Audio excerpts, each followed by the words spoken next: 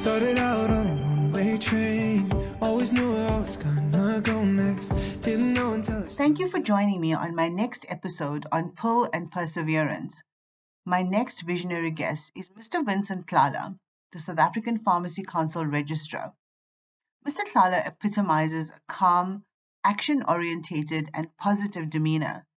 The Martin Luther King quote, and I quote, "Everyone can be great because everyone can serve," unquote, embodies Mr. Tlala's leadership and truly exemplifies the spirit of his work.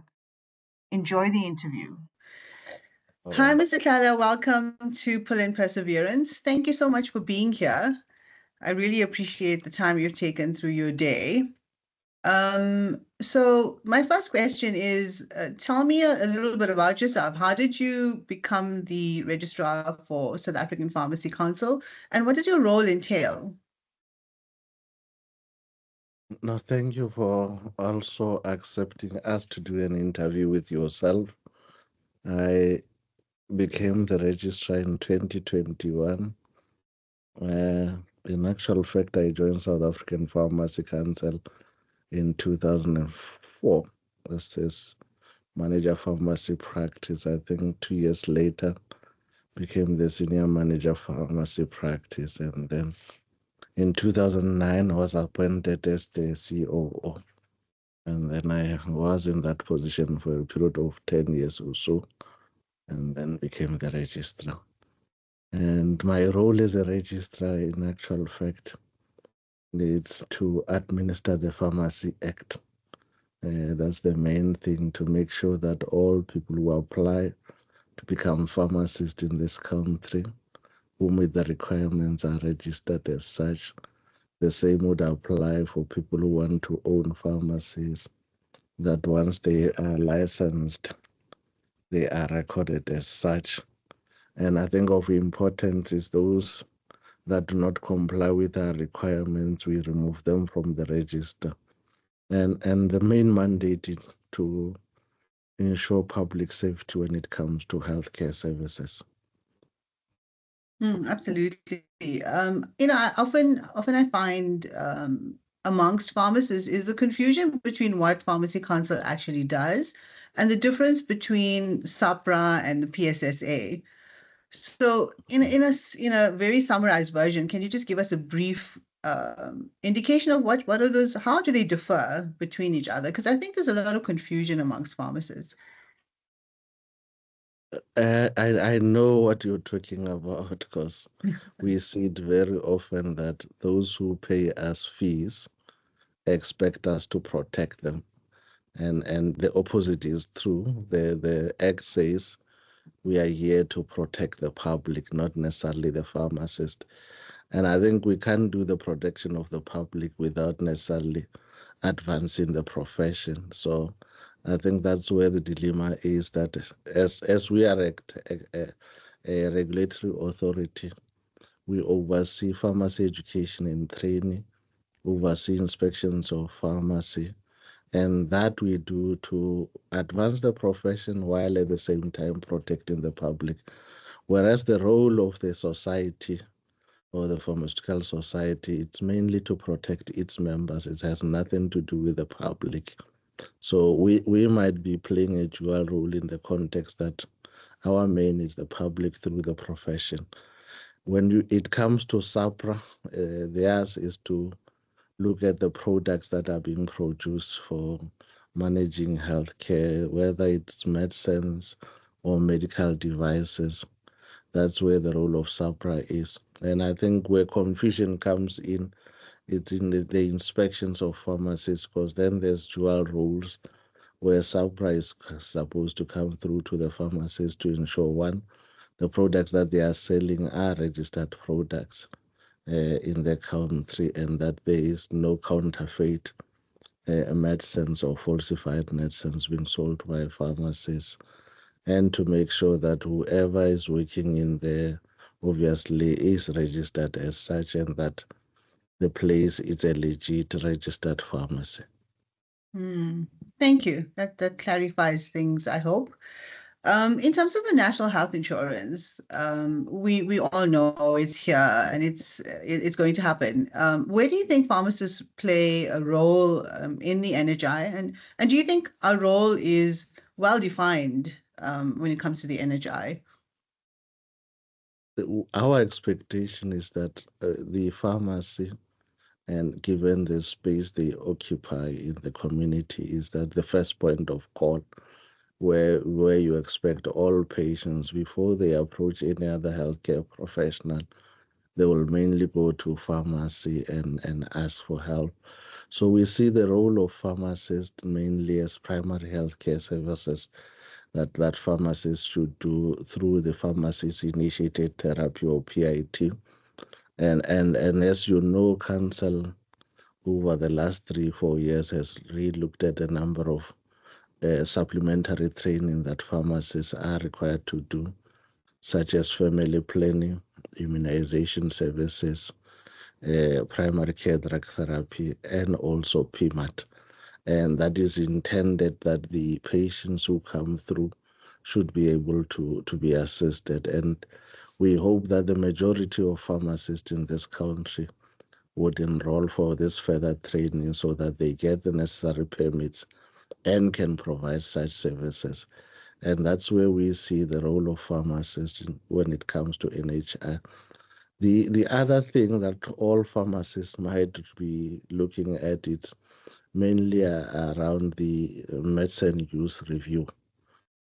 And I'm saying this in the light of courier services and medicines being delivered directly to patients without necessarily these patients seeing pharmacists on a face-to-face basis. So we think, and we see it in Australia, that we see pharmacists doing home visit, looking at medicines patients are taking and reviewing those medicines and adding value where in some instances you will add more money, what do you call it, reduce the amount of medicines, and essentially from the side, from care point of view, you are able to intervene in case a patient needs to reduce the medicines or take more medicines.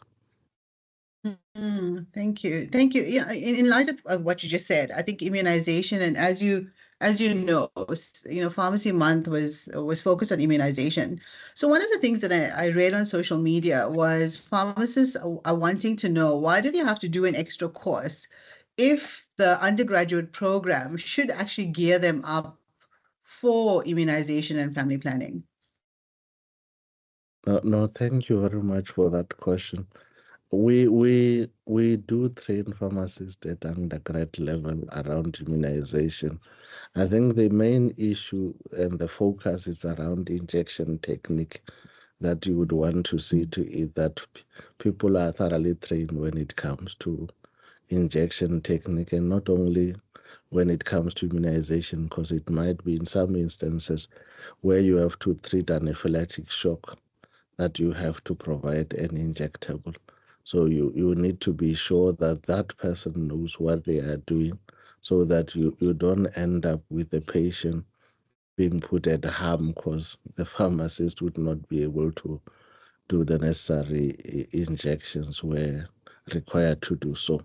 So from council's point of view, and when we had a discussion with the DG around the issue of permit, the emphasis was that we make sure that people are trained as such. And that is why we had to agree that let's have an additional training so that the DG would support such permits being issued.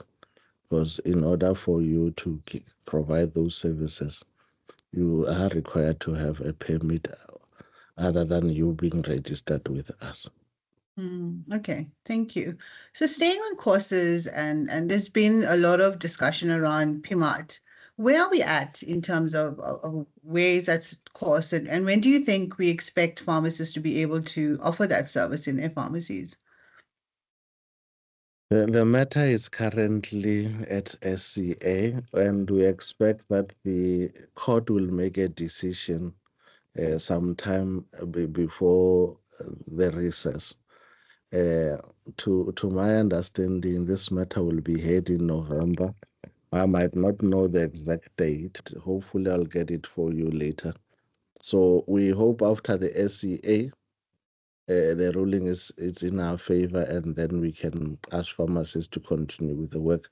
But the decision of council is that if we lose at SCA, we will go to constitutional court, because from our perspective, the matter is about access to services. It's not just an issue of what we refer to as task shifting. It's more than task shifting. It is about the access to healthcare services.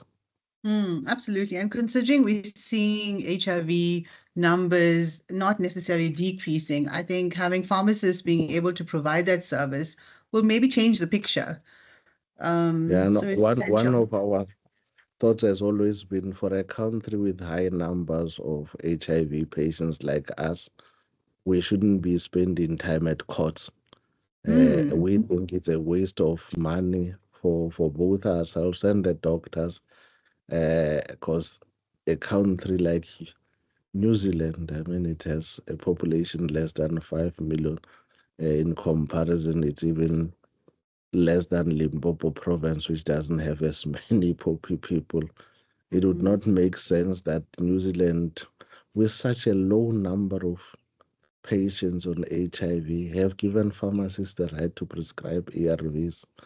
I mean, countries like USA and California, pharmacists are given the rights to do so. So it doesn't make sense that those of us who have fewer healthcare practitioners with high numbers are busy contesting matters at court. It's ridiculous, put it that way. Thank you. So, I mean, speaking about increasing scope, one of the things that we face as pharmacists now is the low job creation. And we're seeing interns and we're seeing community service pharmacists with no roles, finishing their degrees and struggling to find jobs. How is Pharmacy Council assisting with that? And then my second part to that question is, should we really just still have community service pharmacy existing in the profession, considering interns can't find jobs?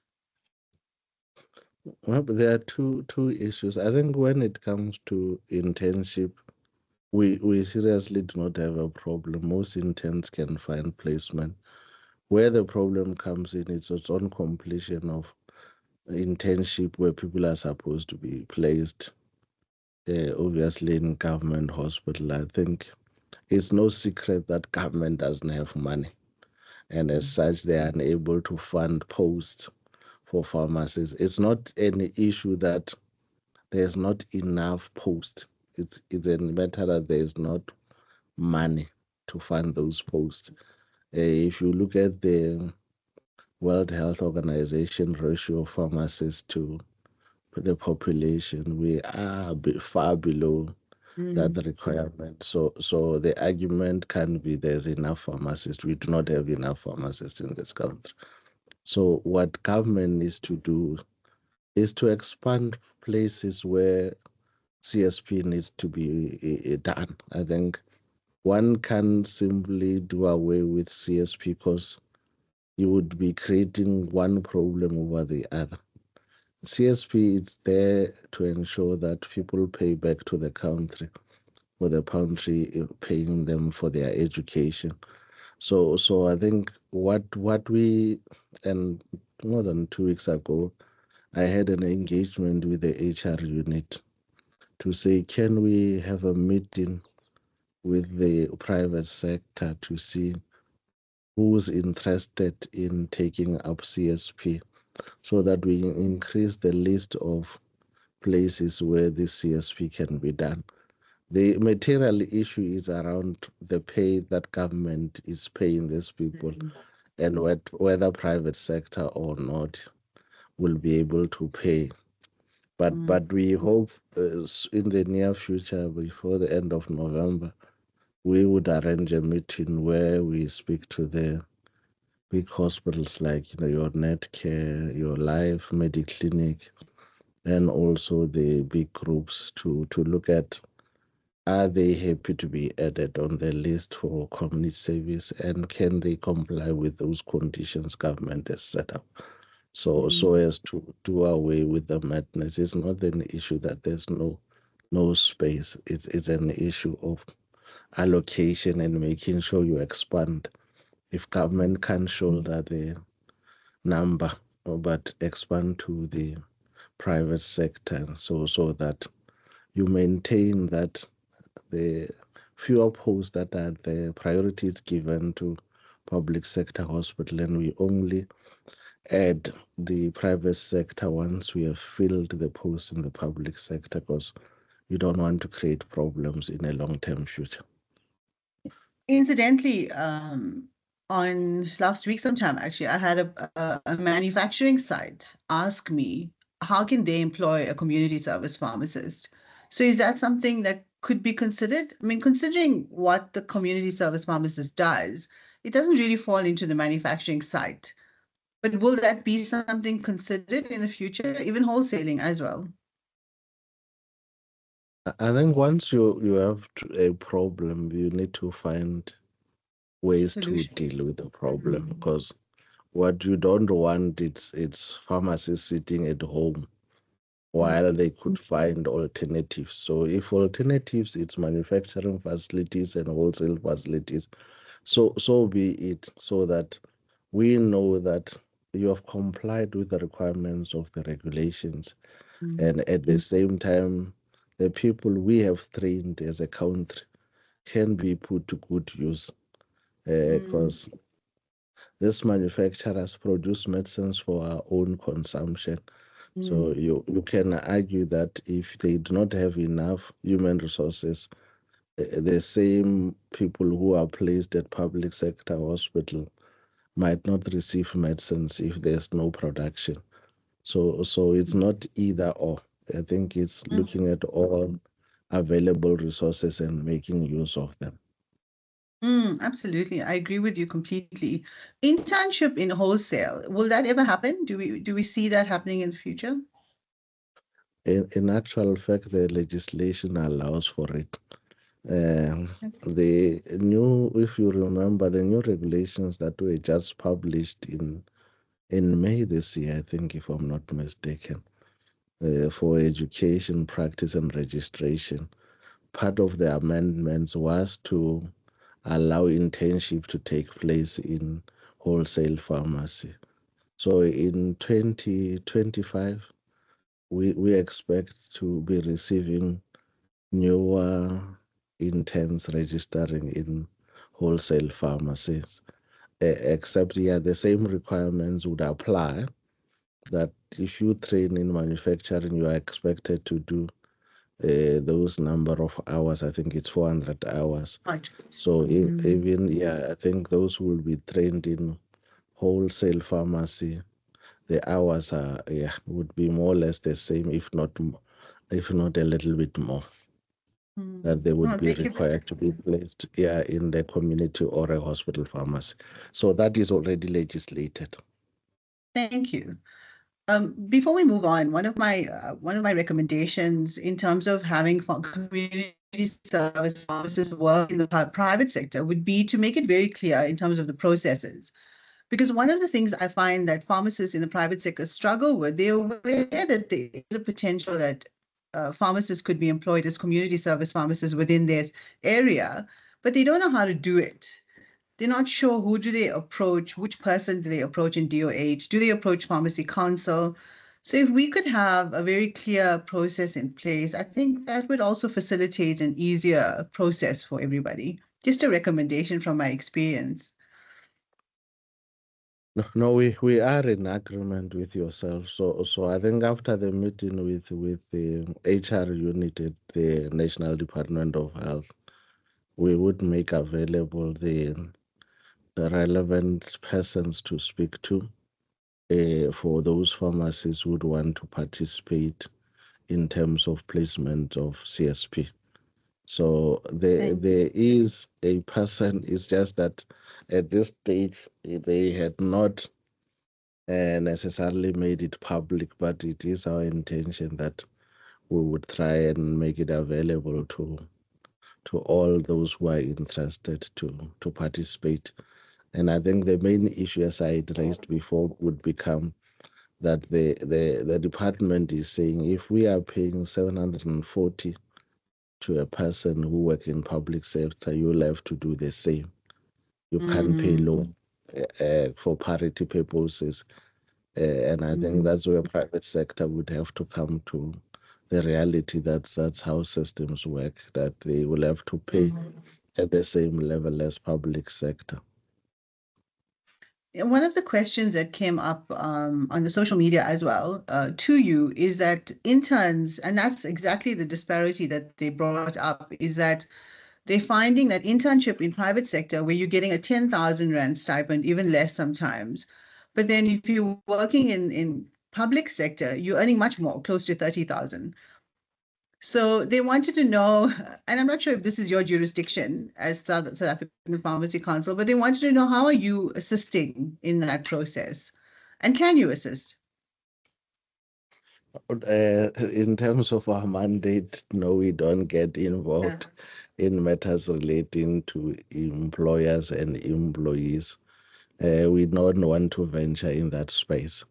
I think what I can comment on is that remember private sector might also be taking in turn and also getting money from the sitters. And they've taken up the role to make sure that there's nobody who sits at home and unemployed. I think it's a matter of choosing. Do you choose to wait for a post in public sector to get 30,000, or do you say I'm being trained, therefore I'll take whatever is available so that I can get the necessary requirement to be registered as a pharmacist? So we leave it to the employer and the employees. Pharmacy Council doesn't get involved in labor Yeah, no, I relations. agree with you. It's really a choice. Mm. Yeah, thank you, Mr. Tlala. Going back to the courses and specializations, RP course, how far we are away from resolving that? And I think regarding the RP issue, we are hopeful that by the beginning of 2025, we should come out clearly. There was a confusion that was sent by that anonymous email, but maybe just to clarify the situation, just before I came into this meeting, I was at the Committee of Preliminary Investigations, and what you see in those meetings or Committee of Informal Inquiry is people who take up the role of an RP who are clueless as to what is expected of that role. And remember the Act says, and this is the Regulation 28, it says you must have the necessary qualification and experience. So assuming that you're already a registered person, so therefore the Act can require a qualification over a qualification. If we took it that by virtue of you having a B farm, you are competent to become an RP. And maybe one must acknowledge the fact that we took some time to come up with an RP course, created this confusion that by having B farm, it makes you competent to become an RP. So we were correcting that problem because we are seeing the number of people who are brought before committees for lack of understanding their role as RP. So the course is intended to equip and empower pharmacists to know what is expected of them and to be competent to discharge their duties. So it's not even intended as a money-making scheme as it was purported in the social media space, but it is to empower people. The other thing maybe that I need to bring it to the attention of the profession at large is that we have approached health and welfare sector to say at the point this RP course is approved, and the accreditation has taken place, we as pharmacy counselors committed to look for funding for training of such person. And I'm sure you would have seen at the FIP we have done the same. And we work closely with health and welfare sector. So from our perspective, insofar as the tutor course and the RP course, we would have a MOA with health and welfare sector to say people who are trained for such should be paid for by health and welfare sector. So those are the other activities we are doing. So it's not that we want people to pay out of pocket, but we also expect, besides that, the facilities where they are expecting you to take up that role, that they must pay for your role as a tutor and pay for your role as an RP.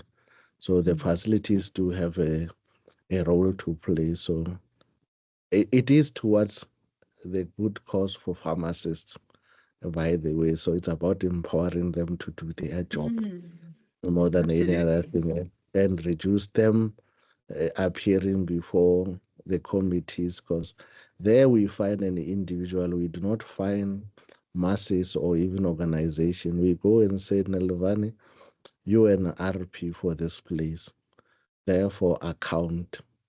And when not so long, there were fines of 25,000. So you can imagine if you have to pay 25,000 for lack of knowledge, that's more costly. And you do not know how many times you might have to appear before us. So in order, because we are not in a money making organization, ours is to protect the public, and we are seeing a problem, and we are saying the way to resolve the problem is empower people by training. Thank you, Mr. Tlala. That clarifies a lot of things, and I agree with you completely. In terms of the sectors, does this cover all of the sectors, or is it related to a specific sector that you're focusing on? Or does it? Because one of the questions that came up on social media again was they found that the RP course was targeted towards community pharmacy, institutional pharmacy, and not so much manufacturing pharmacy. So I assume that this is all sectors that would. No, the course is for all sectors. Maybe sorry for cutting you short.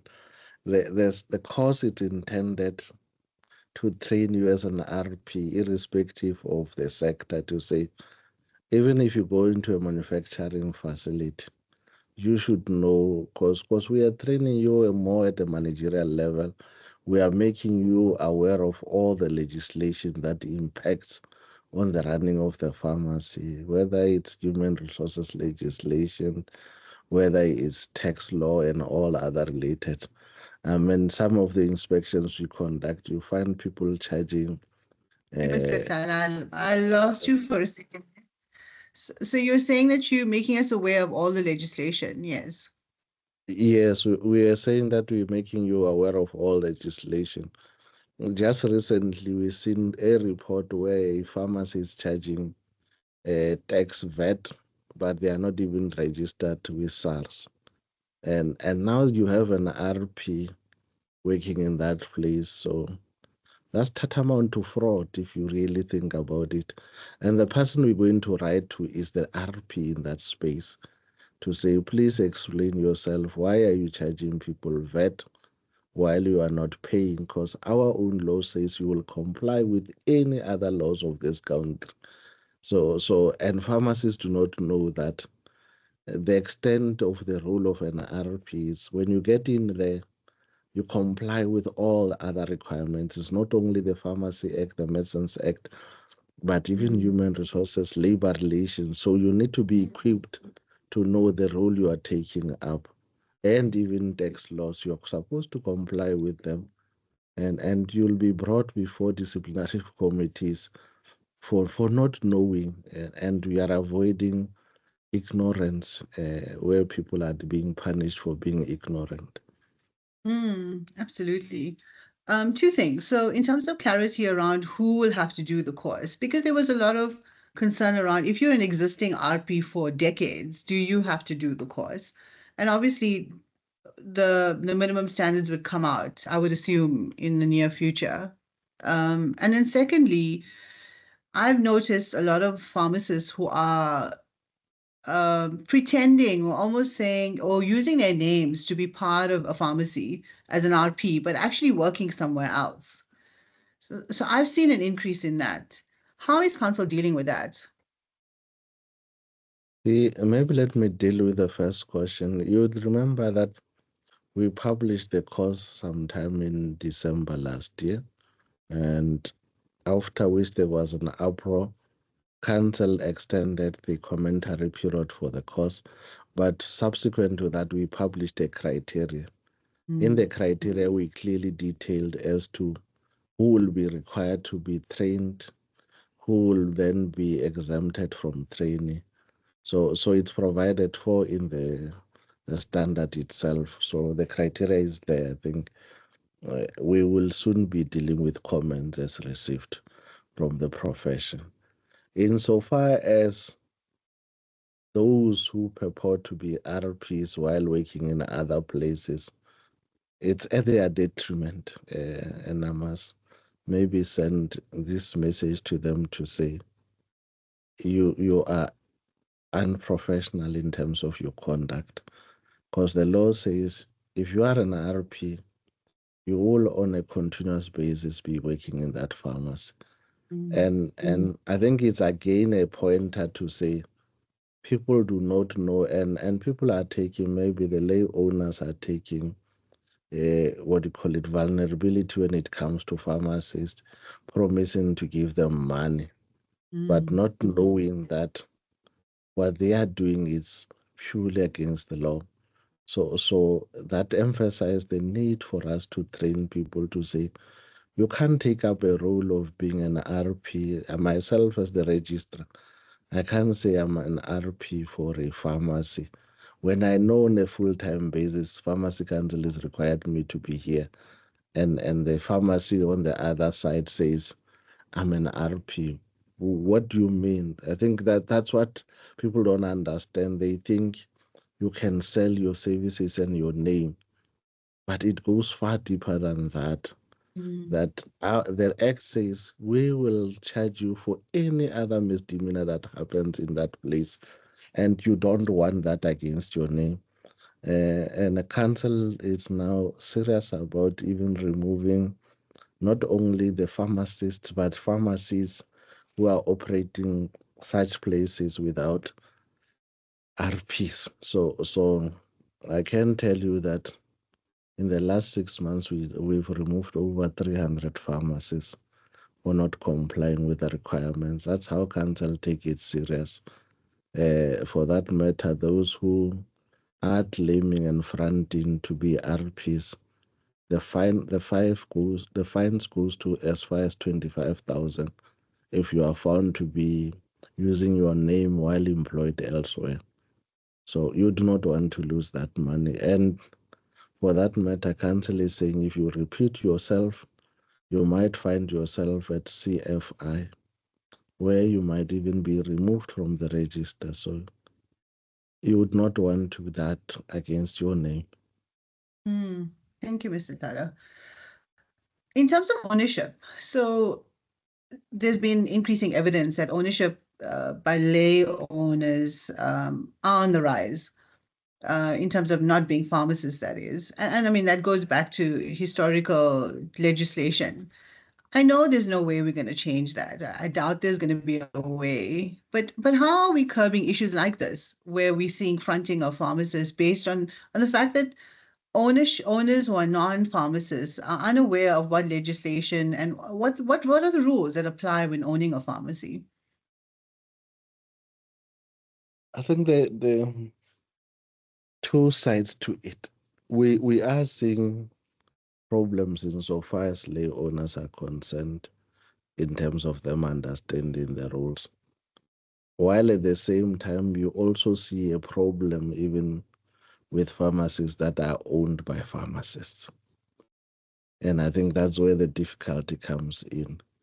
And even if we look at the grading of pharmacies and the inspection reports, sometimes the evidence point the other way around, that you find that those who own pharmacies and are lay owners find themselves compliant, and then you find a pharmacist like Mr. Tlala owning more than 3 or 4 pharmacies, and Mr. Tlala trying to run between 2 or 3 pharmacies. So the problem is on both sides, put it that way. And I think from our perspective, we want to address issues of non-compliance, whether it's by lay owners or pharmacist-owned owners. It is to improve the compliance level. I know the practice department has been working on the code of conduct for pharmacy owners so as to strengthen that part. And I know the professional conduct department is beginning to move to say we want to raise owners, because previously we were slow to remove pharmacies and pharmacy owners, but council has taken a decision to say anybody who's registered with us who's non-compliant must be removed for failing to comply with the law. So you'll also see in the near future pharmacy owners being removed from our register. And when it goes to formal inquiry, we are saying some persons who seems to be habitual offenders of the law should not be allowed to own even pharmacies in future. So that's the extent of all the recommendations we are making to those disciplinary committees. So will that be a risk-based assessment? So based on how many times they non-comply, or will it be just officially, on the first time that they non-comply? No, it's a risk-based assessment. We say if we can see Mr. Tlala as a habitual offender and owned pharmacies, we should be able to say this person must be prevented from owning pharmacies. And yes, the such persons are in a way clever because they try and register juristic persons and use other people's names, but we do catch them and we are refusing that they be granted licenses. So we are on top of the situation when it comes to these people who are trying to do funny things. So the message to them is that we will not be issuing you a license or recommending to the DG. And we work closely with the DG's office around such removal of pharmacies and keeping records of who are these owners, and we will pick up the names because they come and use different companies, and but we still get to the directors and find no, it's the same Nelevani who owned this other company now coming differently. Sometimes they even use their wives' names or their relatives, so we do pick it up. Okay, thank you. In terms of location of pharmacies, there's always such unhappiness if, for example, you own an independent pharmacy and then you get one of the corporate organizations coming close by within the same mall. And I know this is not your jurisdiction because that's a Department of Health decision. However, can Pharmacy Council do anything about that? Because there's so much unhappiness around having maybe multiple pharmacies in a small area. I think that is a matter to be referred to the DG. It's not in our purview. Maybe one should always look at it there. In this country, there's competition laws, right? And the competition law says you cannot prevent competition. Uh, at the same time, one must also look at it and say, should we be granting so many licenses in one area if there are places that do not have pharmacies? So it's a policy issue that requires the legislature and the policymaker to look at it and say the express reason why this licensing ownership was changed was to make sure that there's service delivery in the rural areas and access to healthcare services.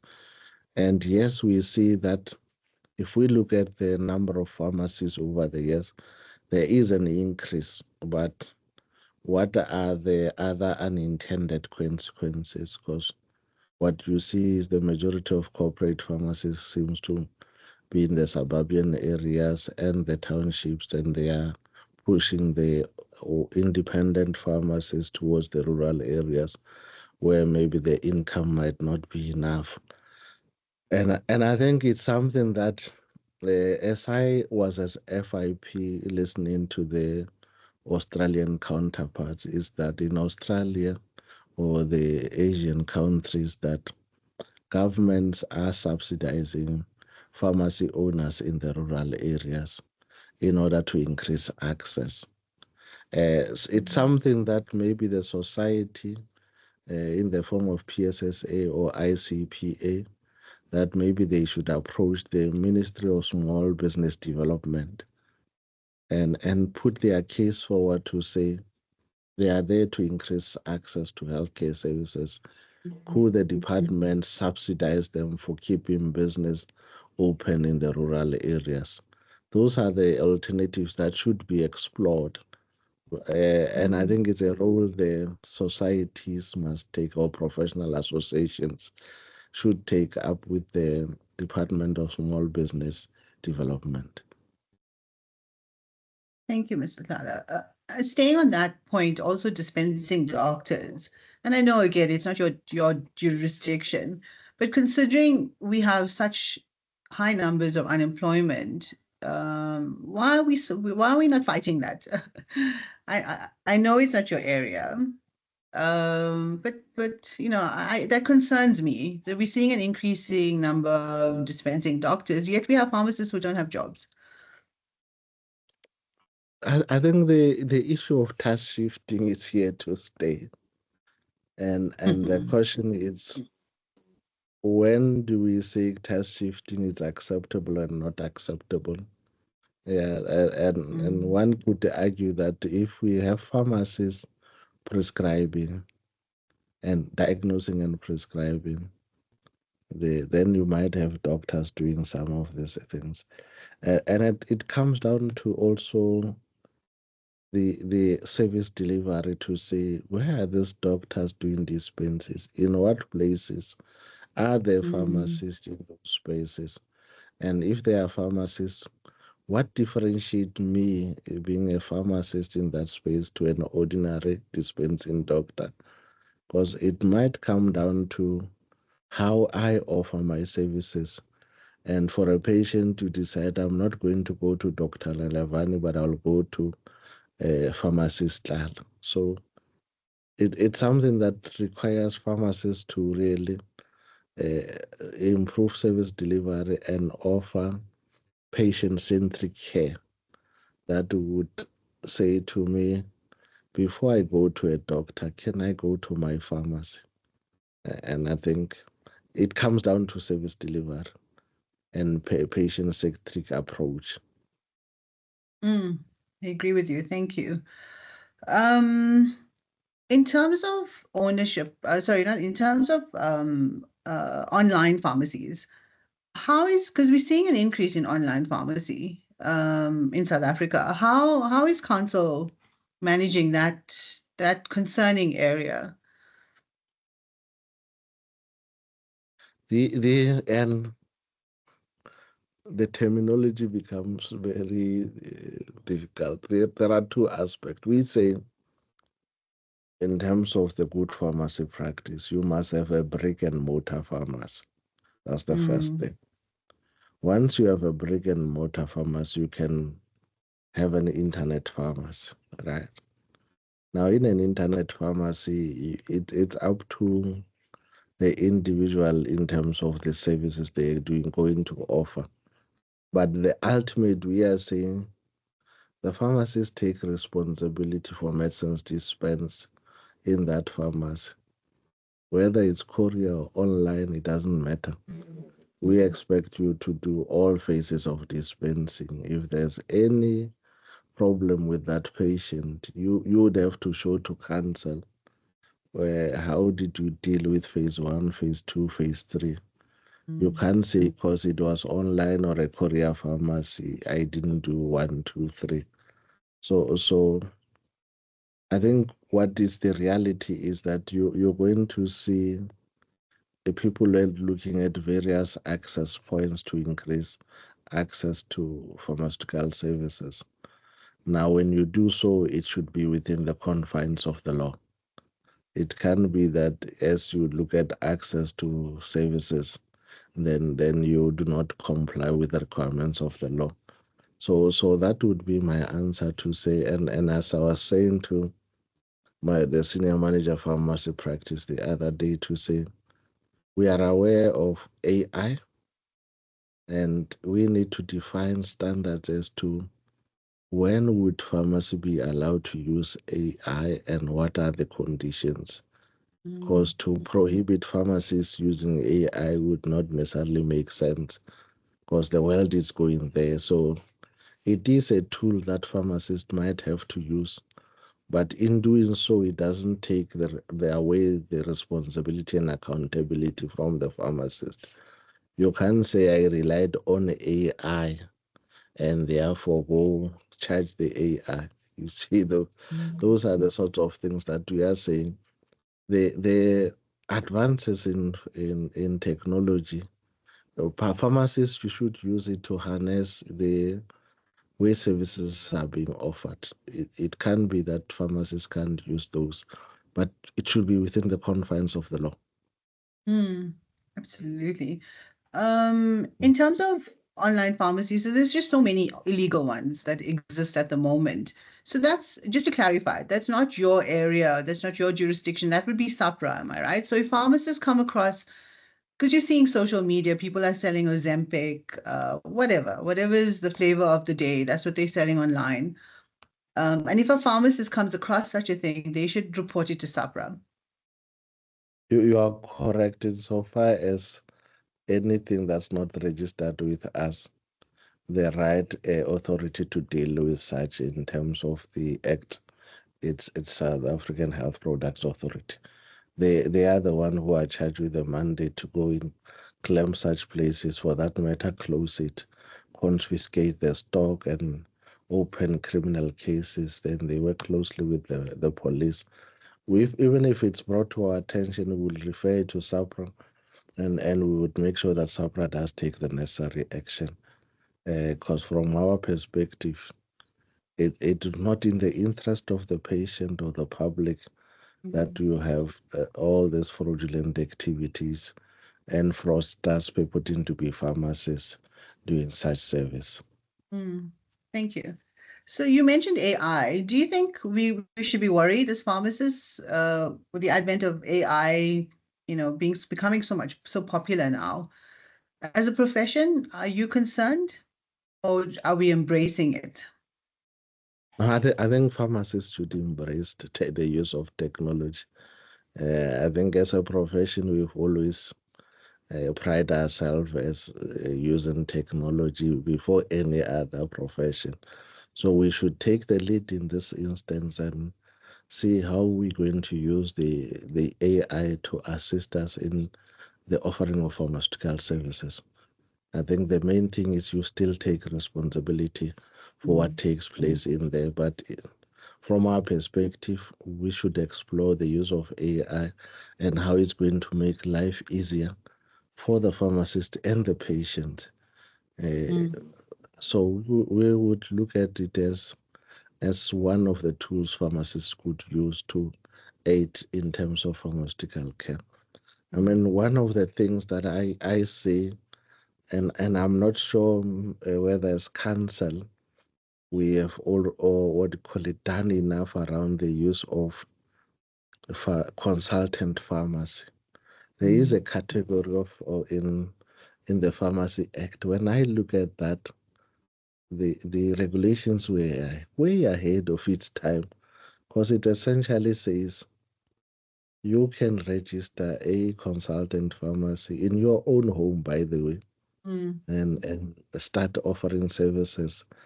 So why pharmacies don't use a consultant pharmacy and register themselves as such, and start offering services, because you can easily, because we say consultant pharmacy doesn't have to keep medicines, right? But they can do all other services. So meaning that you can even use the technology we are using to talk to your patients, advise them on how to use their medicines, and therefore be paid for doing such. So technology should assist pharmacies to maybe to open up. I've always thought maybe while I'm still the register, we'll see the number of consultant pharmacists growing, because I think it's a space that is not exploited by pharmacists.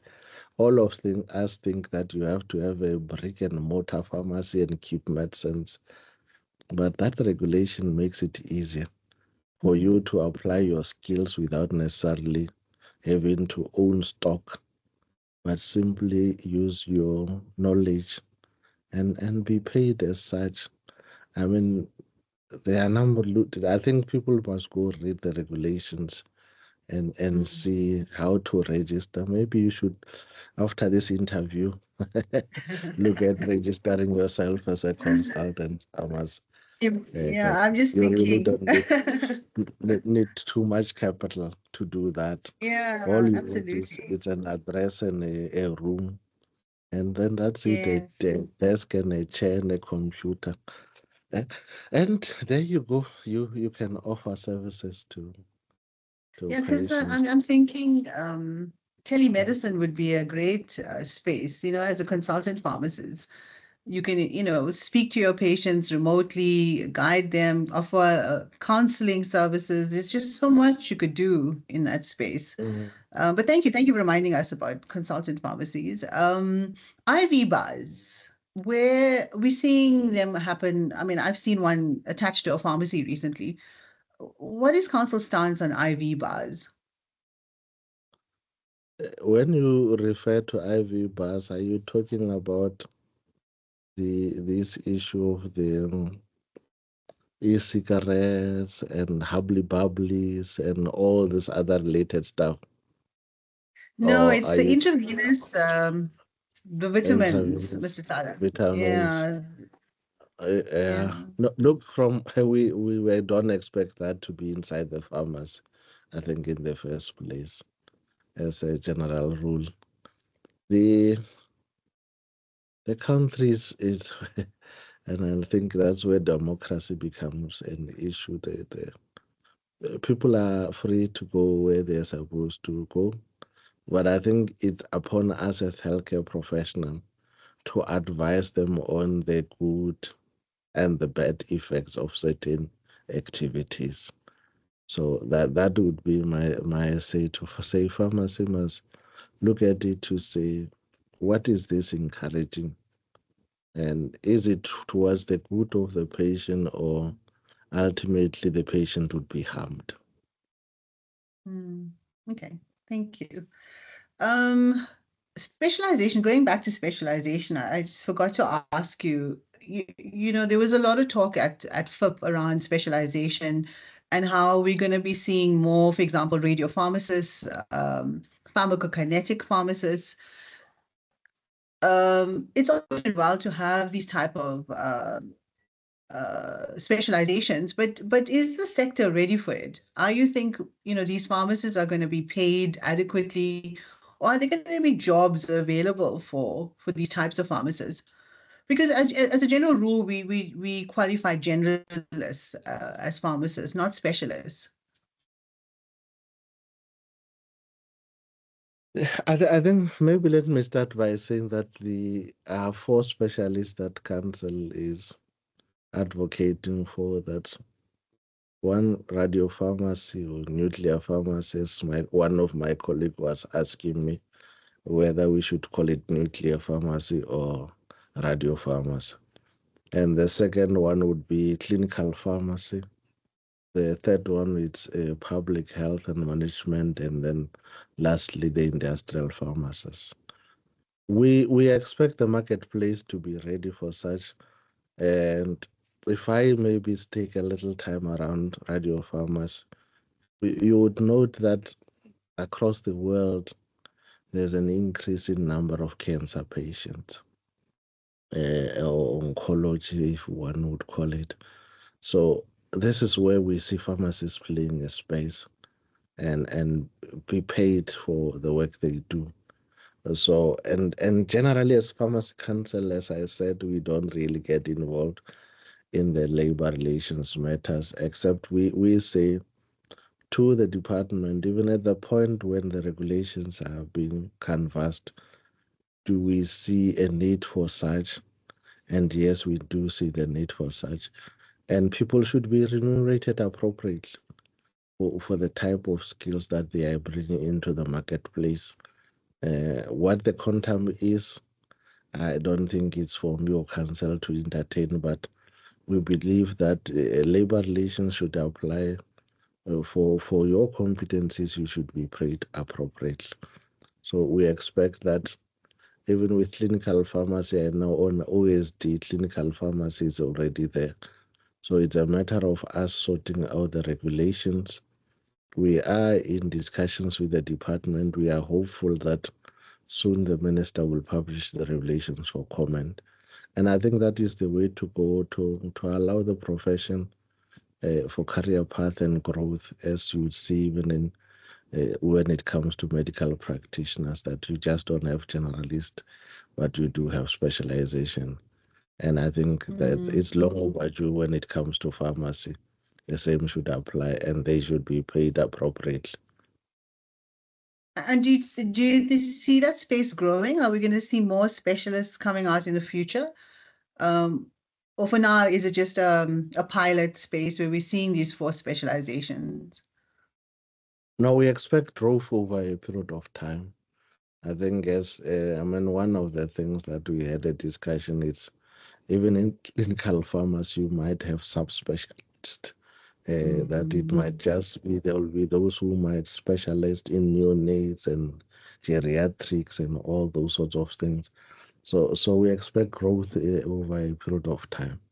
It might not be in my time, but 30, 40 years from now, maybe when me and you are retired, we will be seen by such specialists. That Yeah, will that be will be helpful. wonderful. Yeah. Yes. Mr. Tlala, there's been a lot of talk around the 1 to 5 ratio around assistance to pharmacists. Again, it goes back to, the lack of roles or jobs for pharmacists and I know you're going to tell me that Botnosis was out for comment and there wasn't much comment. But it's been legislated and there's again unhappiness around that 1 to 5 ratio. Not only is it around job creation for pharmacists, but also the burden on pharmacists to manage five assistants, qualified assistants. Any comment on that? Remember, the South African Pharmacy Council acts on recommendation of the profession in some instances. The regulations have always previously said 1:3. There was a request by the profession to say, can you look at this and adjust it accordingly? Because some of us would be training while we have qualified persons. And I'm sure you'll see in the regulation we specify how many people can take for training and how many could be qualified at the same time. So the profession supported it's published. It's not something that South African Pharmacy Council dreamed about. It was at the request of the profession. Thank you, Mr. Clara, for the clarity. My last and final question around where do you see, where is our profession heading? What's Pharmacy Council's vision for the profession in the next 5 to 10 years? What exciting things? I mean, we spoke about so many different spaces, but what is the ideal? Where would you like to see us go? I think from our side, we want to see more pharmacists playing space when it comes to primary healthcare services. And we would want to see more pharmacists training on supplementary training. But those who might not be in primary healthcare and want to specialize, we also see a room for them to say those who want to specialize, whether it be clinical pharmacy or public health or radio pharmacy or industrial pharmacies, should be given that space, that they are not caught up as generalists. And those who wants to remain generalist, and because they see that as their space, we think they should remain as such and do CPD and comply with the requirements of the law to keep up with the developments that are happening in the profession or around us. All of us, we know, and we've spoken about AI that's going to revolutionize how things have been done by ordinary people or professionals. So from our perspective, we see the role of primary healthcare and specialization increasing in pharmacy. You mentioned CPDs, Mr. Tlala, and one of the other things that I noticed and a lot of concern around how the CPDs don't necessarily align to manufacturing and wholesale pharmacies. It's more geared up towards hospital and community pharmacists.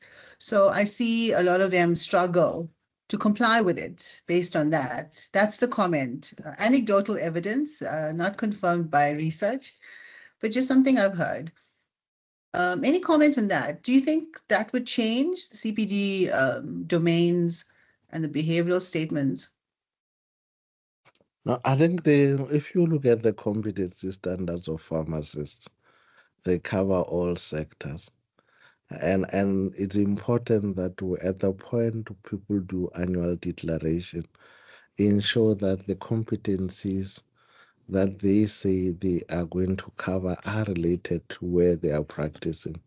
So in the competency standards for the generalist pharmacist, all sectors are included. So it might be that maybe during the annual declaration, people do not necessarily cover all the competencies and maybe focus on the first two. But as you go deeper, you would see that there is no area of pharmacy that's not covered by competency standards. So it's already there, just look deeper. You would see that you can do CPD.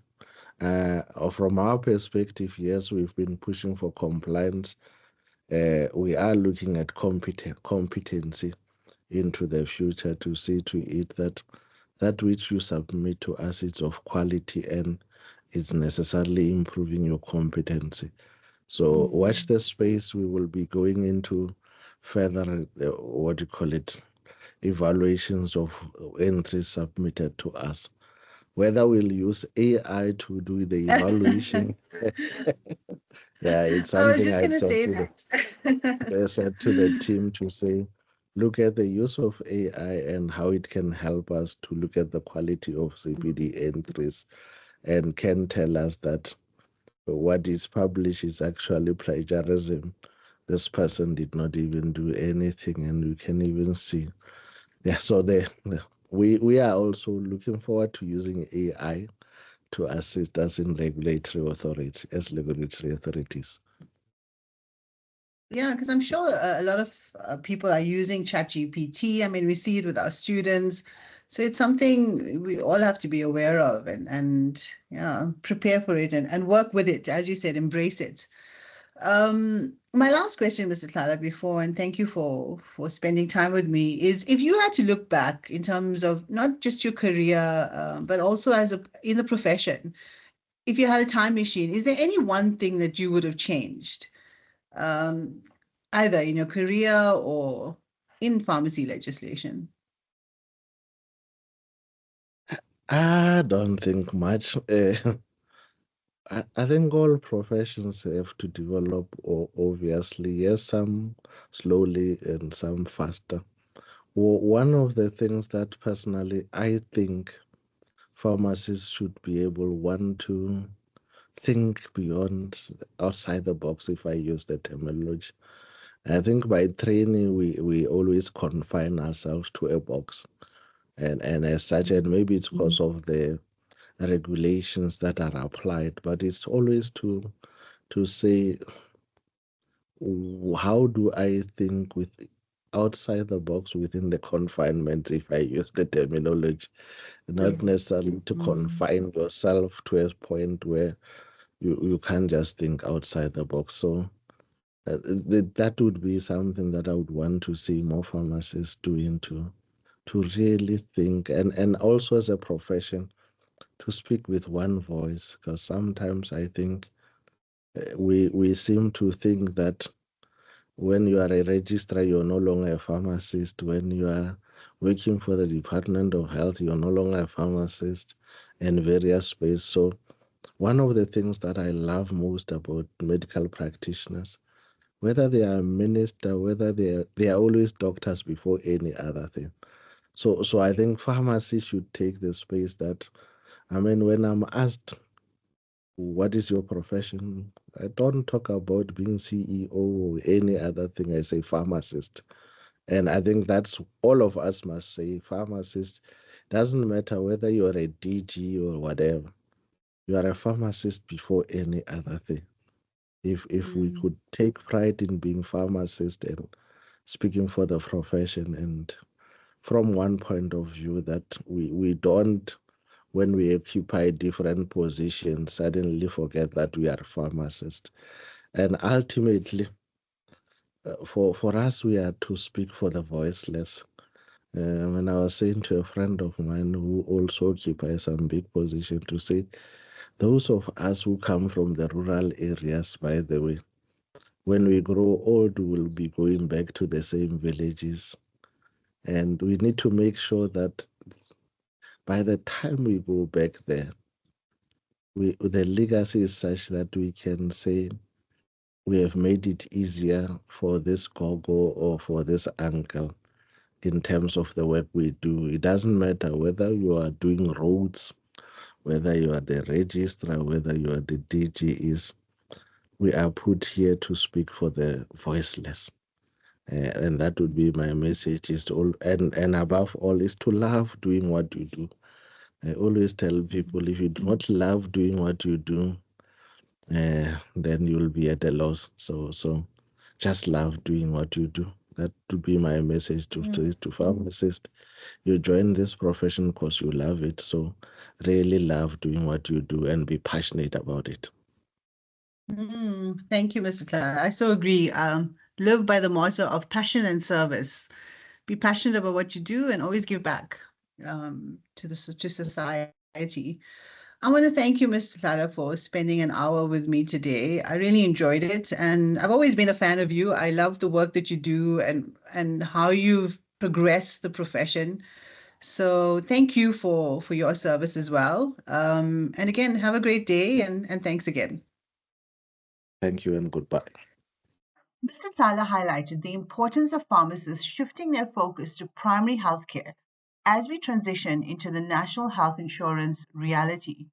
He emphasized that we must take responsibility for our roles as pharmacists, ensuring that we practice within the law while providing accessible medicines to our citizens. As a profession, it's crucial for us to stand united with one voice to propel pharmacy into its next revolutionary phase. Let us remember to lead with passion and make impactful contributions to society. Thank you so much for listening to my podcast. Stay motivated and please like and subscribe if you enjoyed it. Thank you.